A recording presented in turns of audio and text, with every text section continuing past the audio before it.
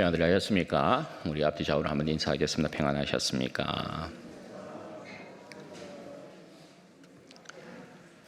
오늘은 종교개혁주의를 맞이해서 종교개혁 507주년 그리고 지금의 우리라는 제목으로 하나님의 말씀 전거하도록 하겠습니다.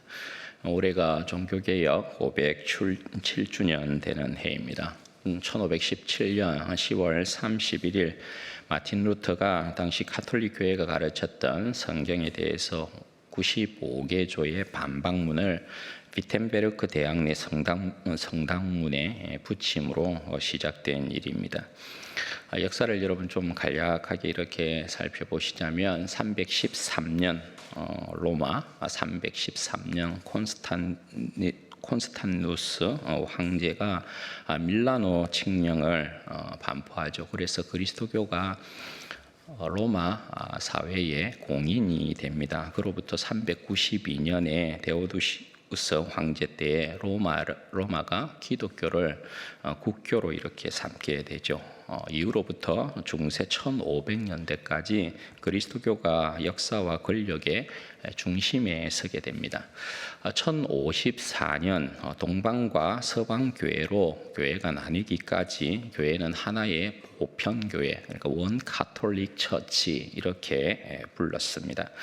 1054년 교회는 동방교회, 그러니까 그때 알렉산드리아, 예루살렘, 안티오쿠스, 콘스탄티노플, 지금은 러시아 정교회, 여러분이 이제 들어보셨을 때 러시아 정교회, 루마니아 정교회, 세르비아 정교회, 이집트의 콥트 교회, 이러한 이제 교회들로 동방의 정교회를 이렇게 구성하게 되고 서방 교회 로마와 유럽을 이제 중심으로 하여서 그렇게 나뉘게 됩니다. 1054년에 신학적인 문제로 조금 교회가 이제 그렇게 갈리게 되는 거죠. 이후에 이제 서방 교회의 세력이 확산됨으로 서방 교회의 질서가 역사에 큰 물줄기를 형성하게 됩니다. 서방 교회라고 하면 지금의 이제 가톨릭으로 여러분이 생각하시면 되겠습니다. 지금의 가톨릭은 교황 제도를 중심으로 그 역사가 진행되었습니다. 우리는 서방 교회의 역사를 더듬게 되는데 우리의 전통이 서방 교회로부터 흘러왔기 때문에 그런 것입니다. 서방 교회로부터 종교 개혁이 이루어졌고 오늘날의 개신교 기독교가 탄생했기 때문입니다. 중세 유럽은 가톨릭의 세계였습니다. 가톨릭이 권력의 중심이었습니다. 그런데 권력에 취한 교회가 타락하기 시작하는 것입니다. 성직자로부터 시작해서 백성에 이르기까지 바벨론의 포도주에 흠뻑 취하기 시작했습니다. 곳곳에서 음란하기 시작했고 성직자의 타락이 먼저였습니다. 곳에서 음란하기 시작했고 술 취함과 방탕한 모습들을 드러내고 권력과 힘으로 약자들을 억압하고 학대하는 일들이 편만해졌습니다. 거짓과 교만과 이기와 탐심과 탐욕과 허영으로 가득 찬 세상의 모습들이 되어버렸습니다. 흡사 혼돈의 세계로 돌아가기 직전의 모습이었던 것입니다. 진리의 빛도 캄캄하고 진리도 도무지 숨 쉴 수 없는 그런 세상의 모습을 하고 있었던 것입니다. 이런 교회의 타락의 시작과 그 원인이 뭐였겠습니까? 그것은 다름 아닌 교회가 하나님의 말씀을 버린 것에 있었습니다. 하나님의 말씀을 버리고 인간의 탐심과 탐욕을 말씀에 채색하면서부터였습니다. 아담과 하와의 타락이 그것을 말해주고 있지 않습니까? 오직 말씀을 따라 살고 행하는 것이 아니라 자신의 이기적인 욕망, 탐심, 탐욕을 위해 말씀을 왜곡하고 채색하고 외면하면서부터였단 말입니다. 이것은 하나님의 왕되심을 부정하는 것이죠. 하나님의 왕되심을 부정하는 이유는 자신이 하나님과 같이 되려는 교만함 때문이죠. 따라서 인간은 하나님의 말씀을 듣는 것보다 자신을 말하고 또 자신의 뜻을 이루려 했던 것입니다. 그 일에 있어 종교가 가지는 신적 권세를 교황이 입은 것이었죠. 하나님의 말씀보다 교황의 말이 더 큰 힘을 가졌던 시대였고, 예수님의 시대 율법보다 장로의 전통이 더 힘이 있었던 것처럼 말씀이 그러한가 보다는 교황과 사제들이 말씀을 해석하는 바가 곧 진리였던 시대가 중세의 시대였습니다. 면죄부 판매라고 여러분 들어보셨죠? 베드로 성당이 1506년에 착공을 해서 1626년 120년 동안 지어졌습니다. 교황 레오 10세 때에 교회 재정이 없으니까 어떻게 했느냐 하면 면죄부를 통해서 자금을 조달했습니다. 그러니까 종이 쪼가리 한 장 주고 네 죄가 사해졌다, 네 친척의 죄가 사해졌다, 뭐 죽은 가족의 죄가 사해졌다, 이러한 형태의 면죄부를 판매한 것입니다. 주님께서 인류에게 베푸신 값없는 속죄의 은혜를 천박함으로 바꾸어 놓은 그런 형태가 나타나게 된 것입니다. 교회가 말씀을 떠나면 이렇듯 종교적 어둠과 어리석음에 빠지게 되는 것입니다. 종교개혁의 5대 슬로건이 있습니다. 오직 성경, 오직 은혜, 오직 믿음, 오직 그리스도, 오직 하나님께 영광. 이것이 종교개혁의 5대 슬로건입니다. 종교개혁의 5대 슬로건이 말하는 것은 중세교회가 여기에서부터 벗어났다라는 것을 말씀하고 있는 겁니다. 이렇게 살아야 했음에도 불구하고 이렇게 살지 못했다라는 것이 5대 슬로건이 보여주는 바인 것이죠. 따라서 면죄부 판매와 같은 추악한 짓에 대항해서 다시금 말씀으로 돌아가자라는 것이 마틴 루터로부터 시작된 종교개혁의 출발이었습니다. 인간의 문제는 늘 그들의 왕이신 하나님을 외면하는 것이고 그 말씀에 불순종한다라는 것에 있습니다. 오늘 본문은 선지자 사무엘이 이스라엘 백성을 길갈에서부터 나라를 새롭게 하는 내용이 기록되어 있습니다. 우리가 수요일에 한번 살펴봤던 내용인데 종교개혁 주의를 따라서 한 번 더 상고하도록 하겠습니다. 이 말씀의 배경은 이스라엘이 저들의 참되신 하나님을 버리고 하나님을 대신할 저들의 왕을 구함으로부터 시작이 됩니다. 하나님께서 자신을 버리고 자신을 대신할 왕을 구하는 그 일을 기뻐하지 아니하셨지만 이스라엘의 고집은 하나님이 아닌 자기들의 왕을 원했기 때문에 하나님께서 어쩔 수 없이 사울을 저들의 초대 왕으로 지목하십니다.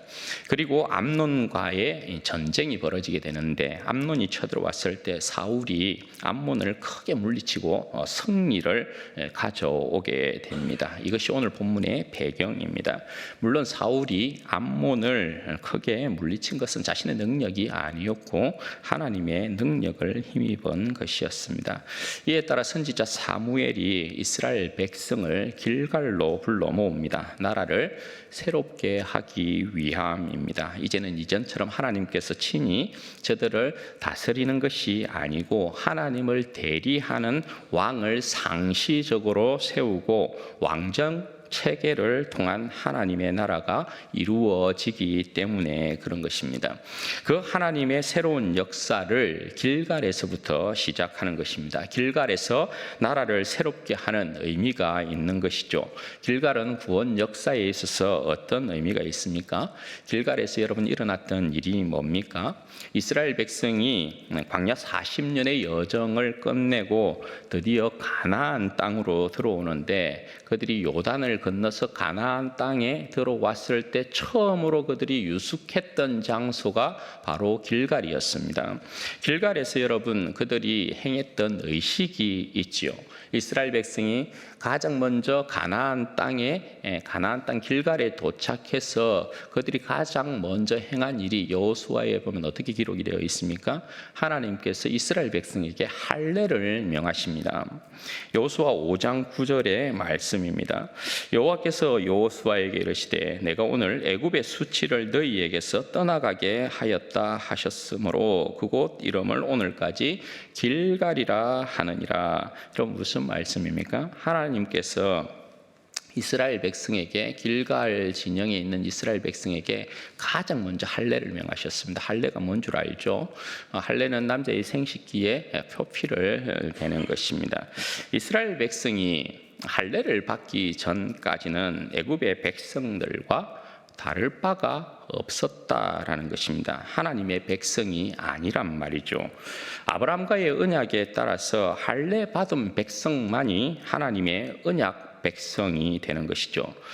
그럼에도 이스라엘 백성은 광야를 지나오면서 광야에서 태어난 세대는 할례를 받지 못하고 있었단 말입니다. 그것은 여러분 뭘 이야기하는 것입니까?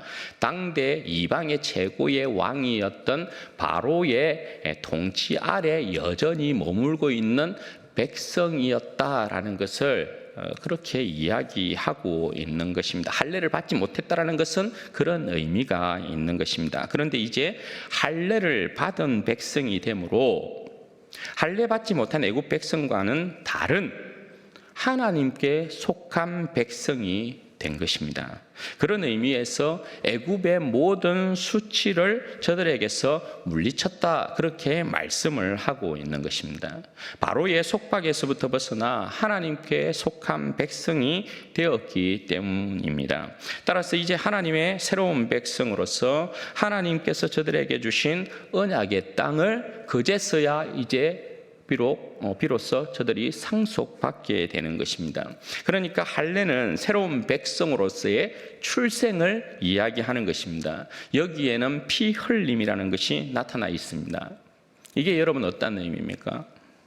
인간의 타락은 성적 타락으로 대표되잖아요. 성적 타락. 소돔과 고모라의 모습이나 노아 때의 모습이나 전부 여러분 인간의 타락은, 인간이 하나님 앞에서 타락했다라는 그 타락은 성적인 타락이 대표적인 것입니다. 지금도 여러분 세상이 난리치고 있는 이유가 인권이라는 명목하에 성적인 더러움의 자유를 누리고 싶어 하는 것이지 않습니까? 지금 저들이 인권을 부르짖고 있는 그 모습을 보면, 그 속을 들여다보면 여러분 전부 뭡니까? 성적인 온갖 더러움에서부터, 그 타락함에서부터 자유롭고 싶다라는 거예요. 그러니까 그것을 죄라고 부르지 말라라는 거예요. 법과 제도를 통해서 그것을 우리의 인권으로 내세우고 그것을 죄라고 말하지 말라라는 것입니다. 그러니까 성경에서도 그것을 죄라고 지적하는 그 말을 하지 말라라는 것입니다. 자유로우고 싶은 거죠. 성적인 더러움 가운데에서 그냥 마음껏 즐기고 싶은 것이에요. 그런 지금의 이 시대는 여러분 성적인 더러움의 제약이 더욱더 충만하여져 가는 세상이라고 할 수 있는 거죠. 따라서 여러분 이스라엘 백성에게는 타락을 대표하는 성적 기관에 피를 흘리게 만듭니다. 이는 할례 받지 못한 타락한 이방 백성과는 다른 새로운 하나님의 백성으로서의 출생의 의미를 가진단 말입니다. 이스라엘은 할례를 통한 하나님의 새로운 백성인 것입니다. 이방 백성들처럼 성적인 타락 가운데 하나님께서 이스라엘 백성을 애굽 땅 가운데서 건져내시고 난 다음에 그들에게 법을 주실 때에 가나안 풍속과 애굽의 풍속을 본받지 말라 이렇게 말씀하시잖아요. 가나안 풍속과 애굽의 풍속이 이야기하는 게 뭡니까? 전부 잡다한 더럽고 추악한 성적인 범죄에 대한 부분을 거기에 이야기해 놓고 있잖아요. 남자가 남자와 더불어 여자가 여자와 더불어 건친상간의 모든 더러운 죄악들, 남자가 짐승과 교합하는 그 더러운 죄악들, 그 부분들을 전부 여러분 그 풍속을 본받지 말라 이렇게 이야기하잖아요. 그러니까 할례 받은 백성이라는 건 여러분 뭡니까? 할례 받은 백성이라는 건 그 더러운 풍속에서부터, 인간의 그 타락을 대표하는 성적인 죄에서부터 하나님의 백성은 다른 백성이다, 이걸 이야기하는 거죠. 너희는 그 더러운 타락한 백성과는 다른 하나님의 새로운 백성으로 출생되어서, 그것이 여러분 할례가 이야기하고 있는 내용이란 말입니다. 피 흘림은 항상 죽음과 새로운 출생을 이야기하고 있기 때문에 그런 것이죠. 이렇다 하나님의 새로운 백성으로서의 이스라엘의 역사가 출발된 곳이 어디냐면 길갈이라는 것이에요. 길갈. 여기서 길갈은 그런 의미를 가지고 있는 거예요. 이제 저들이 원하는 대로 하나님을 대리하는 왕을 세워서 새로운 하나님의 나라의 통치가 시작됩니다. 이스라엘의 왕, 그러니까 곧 땅에 세워진 하나님의 나라의 왕이라고 할 수 있죠. 땅의 왕은 하늘의 왕의 명령을 이제 받들어야 되는 것입니다. 나라를 새롭게 하심으로 사무엘을 통해 하늘과 땅 사이에 종주국 언약이 맺어졌기 때문에 그렇습니다. 만약 땅의 왕이, 그러니까 이스라엘의 왕이 하나님의 율법을 옆에 두고 부지런히 그것을 읽고 묵상함을 통해서 하나님의 뜻을 받들면 그 나라가 복될 것이지만, 이스라엘의 왕이, 땅의 왕이 하늘의 하나님의 말씀을 버리고 자신의 왕국을 세우고 자신의 뜻대로 행할 것 같으면 하나님의 진노를 막지 못하게 될 것입니다. 이것이 왕정제도에 따른 새 나라의 모습인 것입니다. 그에 따라 오늘 이스라엘 백성들이 사울을 왕으로 세우고 하나님 앞에 화목제를 드리고 예배를 드리고 거기에서 기뻐하고 즐거워하고 있는 것입니다.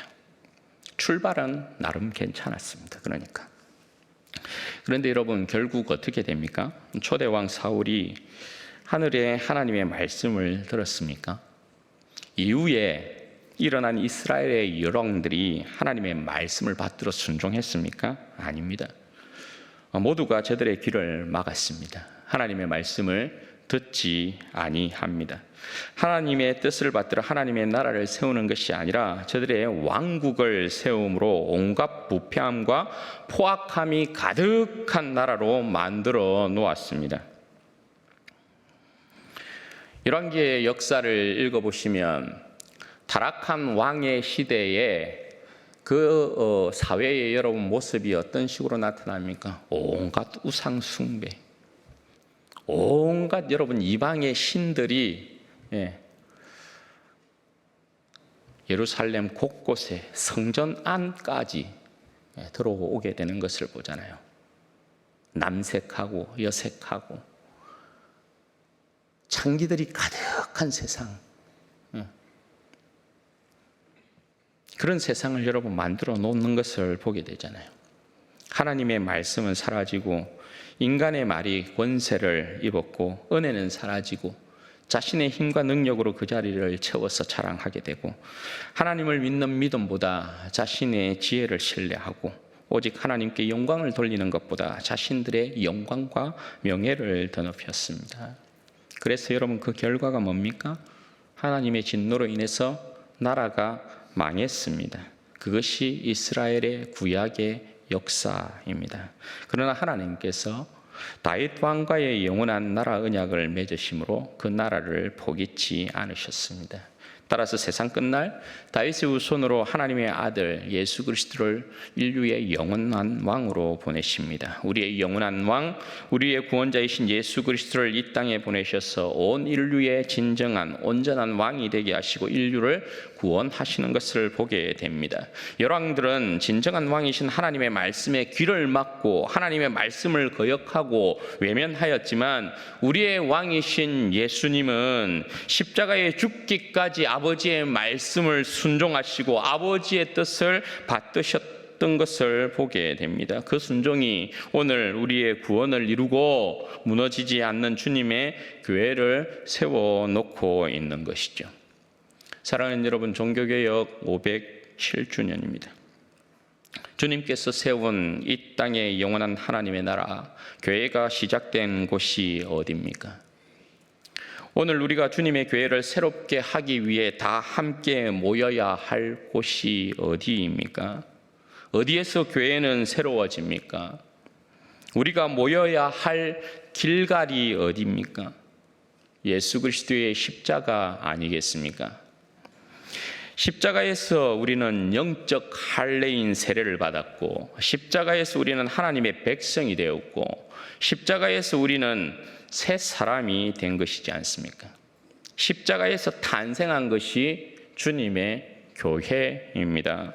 따라서 주님의 백성들은 십자가 아래서 주님의 말씀을 들어야 합니다. 십자가를 통해 주님의 말씀을 들어야 합니다. 주님의 말씀의 생명을 걸어야 하는 것이죠. 말씀이 우리의 생명이고 우리의 힘이기 때문에 그렇습니다. 여러분, 십자가 아래서 주님의 말씀을 받들고 있습니까? 하나님의 백성들이 타락하는 원인은 첫째도 말씀이요, 둘째도 말씀이요, 셋째도 말씀인 것입니다. 생명의 말씀, 진리의 말씀이 우리 안에서 성령의 능력으로 역사하지 못하게 되면 우리는 결단코 하나님의 뜻을 따를 수 없고 진리의 편에 설 수도 없고 선을 행할 수도 없고 죄악된 세상을 이길 수도 없습니다. 말씀의 금이 아니고서는 마귀의 권세를 결단코 이길 수 없단 말입니다. 우리 자신이 세상에 주님의 거룩한 백성으로 굳건하게 서서 주님을 따를 수 있는 힘과 그 중심이 말씀입니다. 우리는 세상을 따라 살지 않습니다. 세상의 기준이 우리의 기준이 될 수 없고, 세상의 방식이 우리의 방식이 될 수 없고, 세상의 질서가 우리의 질서가 될 수 없는 것입니다. 사도 바울이 말씀하는 바와 같이 의와 불법이 어찌 함께하며 빛과 어둠이 어찌 사귀며 그리스도와 벨리알이 어찌 조화되며 믿는 자와 믿지 않는 자가 어찌 상관하겠느냐. 그러나 여러분, 우리 안에 진리의 빛이요 생명의 말씀이 어두우면 분별할 수 없습니다. 섞여 있어도, 한가운데 있어도 내가 어디에 있는지 알 수 없습니다. 선악을 구별할 수 없고 옳고 그름을 분별할 수 없습니다. 지금의 시대가 바로 그런 시대 아닙니까? 피리를 불어도 춤추지 않고 슬피 울어도 가슴을 치지 않는 시대 아니겠습니까? 오늘 주님의 말씀은 이 시대를 살아가는 우리를 향해 어떻게 살아야 한다고 합니까? 오늘 주님의 말씀은 내 영혼을 향해 이 시대를 어떻게 살아야 한다고 합니까? 살아있는 하나님의 말씀이 우리의 혼과 영과 우리의 심령과 골수를 찔러 쪼개고 있는 건 맞습니까? 하나님의 말씀이 우리 가운데 임하고 우리의 영혼과 심령과 골수를 찔러 쪼개는 역사가 있어야 되는 것이죠. 그래야 거짓에서부터 참됨으로, 그럼에서부터 옳음으로, 더러움에서부터 거룩함으로, 게으름에서부터 부지런함으로, 불순종에서 순종함으로, 불충에서 충성된 사람으로 바뀌는 것 아닙니까? 오늘날 우리에게 들리시는 성령의 음성을 듣고 순종하는 우리가 되어야 할 것입니다. 하나님의 말씀은 그리스도와 그의 십자가를 증거합니다. 십자가의 사람, 십자가의 군병이 되어야 합니다. 십자가의 사람은 오직 말씀을 붙들고 오직 은혜를 갈망하며 오직 믿음에 서서 오직 그리스도와 하나님의 영광을 위한 삶을 살게 됩니다. 그리고 그리스도의 사람, 십자가의 군병은 그 최고의 영광을 예배에 둡니다. 나라를 새롭게 하는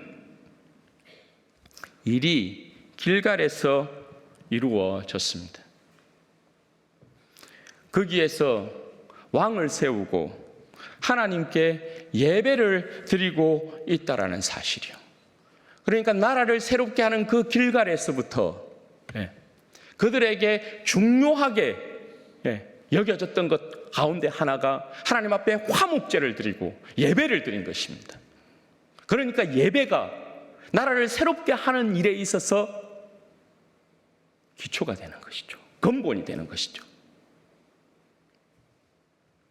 죽으시고 부활하신 예수 그리스도를 우리의 왕으로 세우신 우리 하나님 앞에 예배드리는 이 일이야말로, 우리의 왕과 하나님을 기뻐하는 이 일이야말로 우리가 십자가의 온전한 백성이 되는 길인 것입니다.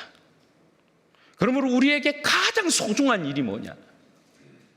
예배드리는 백성으로서 구별되어야 된다는 것입니다. 얼마나 많은 사람들이 여러분 예배를 무시하고 멸시합니까?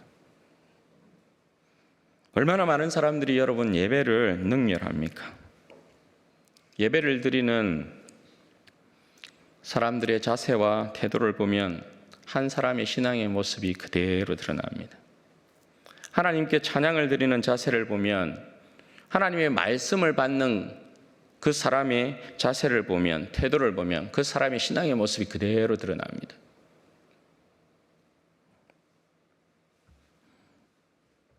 이 시대의 개혁이 어디에서부터 여러분 이루어져야 되겠습니까?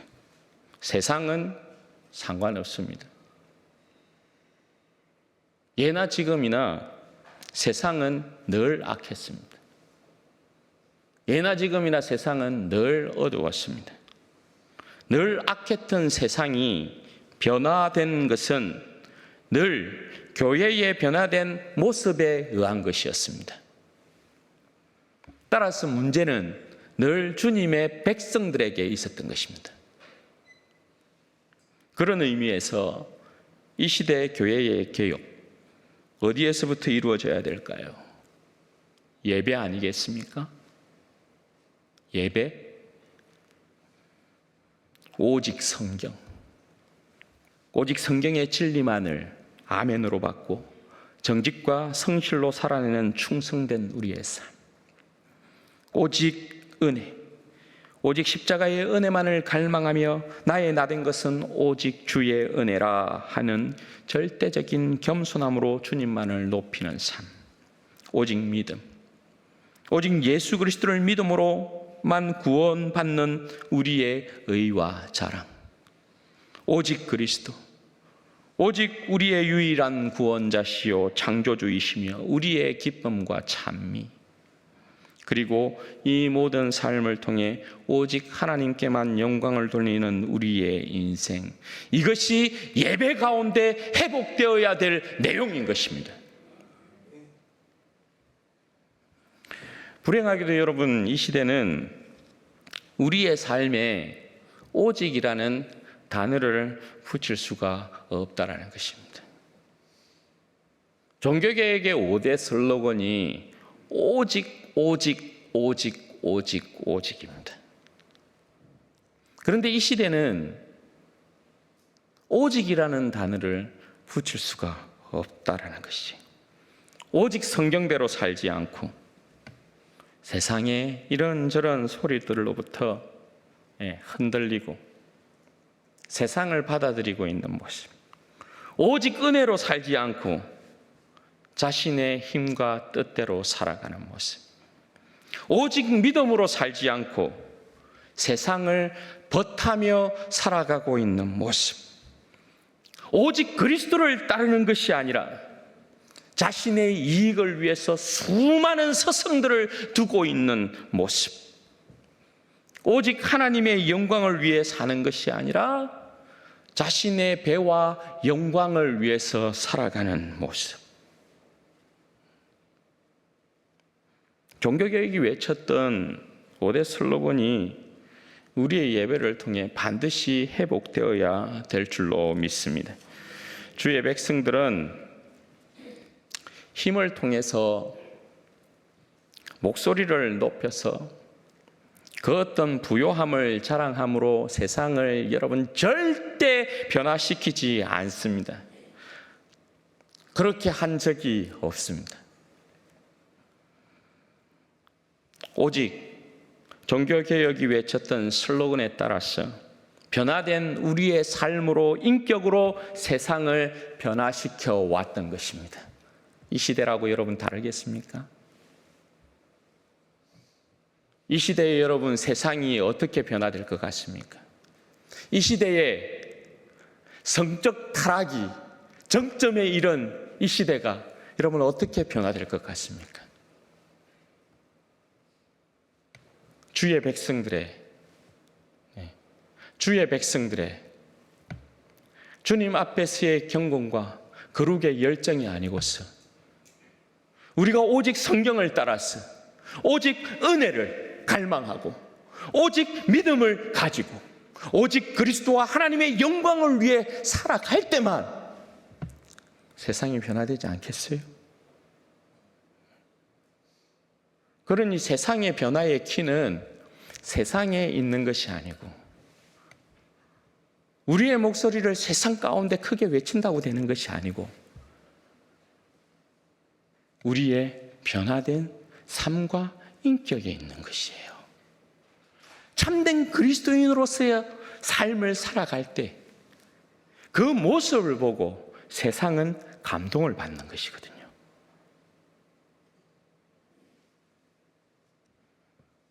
이 시대의 진정한 개혁이 그래서 바로 나로부터 시작된다는 것을 기억해야 합니다. 나로부터 시작되는 거예요. 내 안에 가득한 좀 이방 신상들을 버리고 내가 주인 삼은 것들을 그리스도 외에 주인 삼은 것들을 좀 여러분 제거하고 스스로를 성결케 해야 될 필요가 있어요. 주님 앞에 좀 스스로를 성결케 하여서 주님의 거룩한 예배자로 여러분 서야 될 필요가 있는 것입니다. 우리가 진정 주님 앞에 거룩한 예배자로 설 때만 우리 교회의 운명이 바뀌고 이 나라의 운명이 바뀌게 될 줄로 믿습니다. 우리에게 여러분 있는 것입니다. 도무지 뜨거워지지 않는 내 심령, 도무지 변화되지 않는 내 인격, 내 삶을 오늘도 여러분 보고 계시다면 좀 울어야 되지 않겠습니까? 사실 좀 말씀을 이렇게 준비하면서 종교개혁주의니까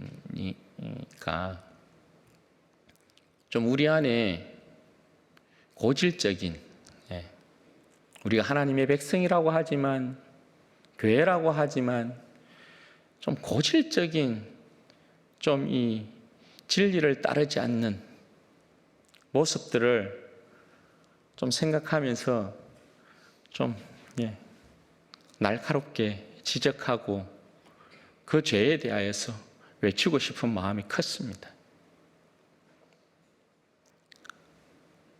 죄를 깨달아야 회개할 수 있을 거니까. 그런데 다른 한편 그런 생각이 드는 거예요. 그렇게 한들 우리의 심령에 변화가 없으면 기분만 나쁘다. 기분만 나쁘다. 여러분, 우리는 이렇게 살아가고 있습니까?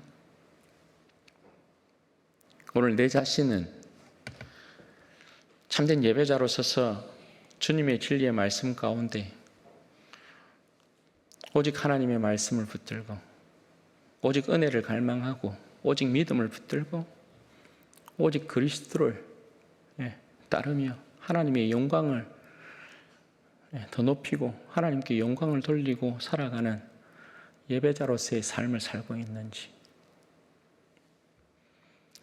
그런 모습을 보지 못하고 있으면 좀 울어야 되지 않습니까, 여러분? 좀 십자가 앞에서 여러분 좀 울어야 되지 않습니까? 좀 십자가 앞에서 내 영혼을 놓고 좀 울어야 되지 않습니까? 개혁이 정말 주님의 나라가 이 땅 가운데 세워진 주님의 나라가, 주님의 교회가 일어서는 일이 나로부터 출발이 된다면, 개혁의 주체가 나라면 그렇게 되어야 되는 거 아니에요? 그렇게 해야 되는 거 아닙니까? 개혁의 주체가 되어야 될 내 자신이 개혁의 대상이 되어지는 건 비참한 거잖아요. 그렇지 않아요? 우리는 개혁의 주체인 사람들이지 개혁의 대상이 되어서는 아니 된단 말입니다. 그런데 어느 순간 주님을 향한 뜨거운 사랑이 식어지고 예배자로서의 삶의 모습이 변질되게 되어지면 내 자신이 개혁의 주체로서 주님의 거룩한 백성으로서 이 땅 가운데 살아가는 것이 아니라 내 자신의 모습이 개혁의 대상이 된다고요. 어느덧 십자가의 원수로 행하고 있는 내 모습을 보게 된다고요. 이 시대의 교회의 모습이 여러분 양분된 모습이 그런 현상을 지적하고 있는 것 아니겠어요?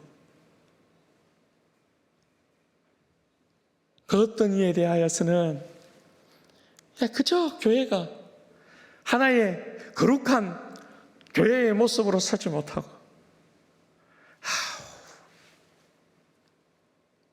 저 사람들로 인하여서 저들을 인하여서 오히려 더 사회에 해악을 끼치고 우리의 복음의 진리를 외치는 데 있어서 저들이 방해가 되어지는 그러한 부분들이 여러분 일어나고 있잖아요. 그리 되어서는 여러분 아니 되는 것이죠. 그리 되어서는. 네. 여러분 기억하십시오. 이 사회가 어둡다라고 계속해서 지적질하고 이 사회가 여러분 타락했다고 해서 끊임없이 이 사회의 죄악을 지적한다고 해서 이 사회가 여러분 변화되는 게 아니라는 사실. 그 무엇보다도 중요한 건 내 자신, 교회가 어떻게 주님 앞에서 변화된 삶과 인격을 가지고 사느냐에 있어요.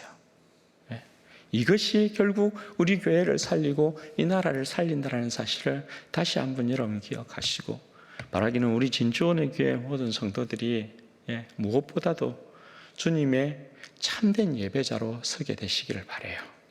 주님의 참된 예배자로 서서 예배 드리는 것만큼 정말 귀하고 소중하게 여기고 내 생명처럼 여기고 그 예배의 자리에서부터 하나님의 오직 말씀을 우리가 듣고 오직 하나님의 은혜 가운데 겸손하고 오직 믿음으로 말미암아 우리가 흔들리지 않는 진리 가운데 바로 서게 되기를 바라고 오직 그리스도를 따라가는 온전한 믿음의 백성 주님의 제자가 되기를 바라고 오직 하나님께만 영광을 돌리는, 그래서 진정코 하나님께서 우리 진주원의 교회를 통하여서 영광 받으시고 우리 진주원의 교회를 통하여서 이 진주 땅을 변화시키고 우리 진주원의 교회를 통하여서 이 나라가 새로워지는 복된 은혜의 역사가 있기를 주님의 이름으로 축원드립니다. 그럼 이 시간에 같이 한번 기도하십시다. 이 시간에 먼저 기도할 때는 그렇게 기도하면 좋겠습니다. 하나님, 제가 무엇보다도 주님 앞에서 정결하고 깨끗한 예배자가 되어지기를 소망합니다. 예배자로서의 참된 모습을 잃지 않는 자가 되게 하여 주십시오. 예배자로서 오직 하나님의 진리의 말씀 가운데 오직 성경, 오직 은혜, 오직 믿음, 오직 그리스도, 오직 하나님께 영광을 돌리는 인생 될 수 있도록 도와주옵소서.